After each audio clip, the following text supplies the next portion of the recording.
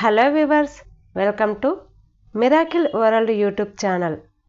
आज हम उल्लू और हंस की रोचक कहानी सुनने जा रहे हैं। क्या आप तैयार हैं?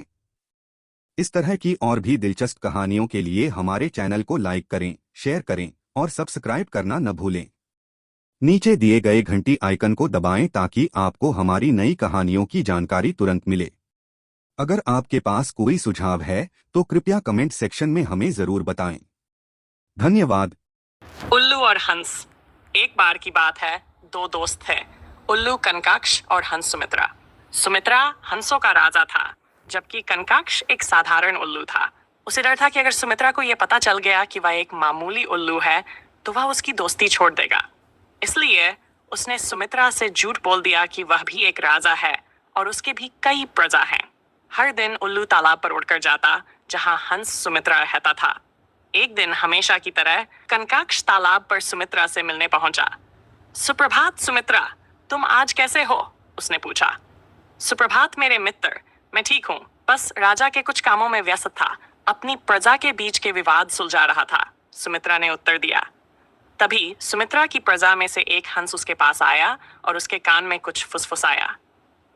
ओह! सुमित्रा चौंक उठा। कनकाक्ष, मुझे क्षमा करना, मुझे अपनी प्रजा के बीच का एक और विवाद सुलझाना है।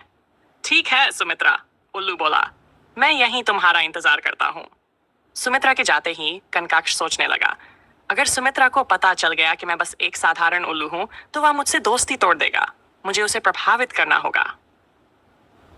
उड़ते उड़ते कनकाक्ष ने जंगल में सैनिकों का एक शिविर देखा जहां उनका सेनापति भी मौजूद था।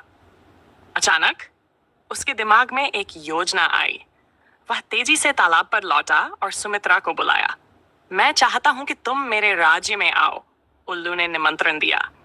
कभी ना कभी जरूर आऊंगा कनकाक्ष, सुमित्रा ने उत्तर दिया। नहीं, किसी और दिन नहीं, बल्कि आज ही आना चाहिए। मैं तो रोज तुमसे मिलने आता हूं, कनकाक्ष ने जोर दिया। सुमित्रा मान गया और उल्लू उसे उस स्थान पर ले गया जहां सैनिकों का शिविर था। ये मेरा राज्य है और ये सभी मेरी प्रजा है, उल्लू ने गर्व से कहा। सुमित्रा समझ गया कि कनकाक्ष कोई राजा नहीं है, पर वह अपने भोले मित्र की भावनाओं को ठेस नहीं पहुंचाना चाहता था। वाह! सुमित्रा ने बनावटी उत्साह दिखाते हुए कहा। तभी सिपाही अपनी तैयारी करने लगे। क्या तुम्हारे सैनिक युद्ध के लिए तैयार हो रहे हैं? सुमित्रा ने पूछा। नहीं, वे मेरी अनुमति के बिना आगे नहीं बढ़ सकते, उल्लू ने शेखी बघाड़ते हुए कहा। फिर वह शिविर के ऊपर उड़कर जोर जोर से हू हू की आवाज निकालने लगा। सेनापति ने यह सुनते ही कहा, यह उल्लू बोल रहा है, यह अपशकुन है, हमें अपनी यात्रा स्थगित करनी होगी। अगले दिन कनकाक्ष और सुमित्रा फिर वहीं आए। जैसे ही सेना आगे बढ़ने लगी, कनकाक्ष ने फिर से हूटिंग की और सेना फिर रुक गई। तीसरे दिन भी जब सेनापति अपने घोड़े पर सवार हुआ, कनकाक्ष ने दोबारा हूटिंग शुरू कर दी। ओह, यह अपशकुन करने वाला फिर आ गया, कोई इसका कुछ करे, सेनापति ने गुस्से से चिल्लाया। सुमित्रा ने सोचा, इस बार मेरा मित्र कुछ ज्यादा ही आगे बढ़ गया है। एक सैनिक ने धनुष उठाया और पेड़ पर बैठे उल्लू की ओर तीर चला दिया, लेकिन कनकाक्ष सतर्क था, उसने तीर आते ही उड़ान भर ली।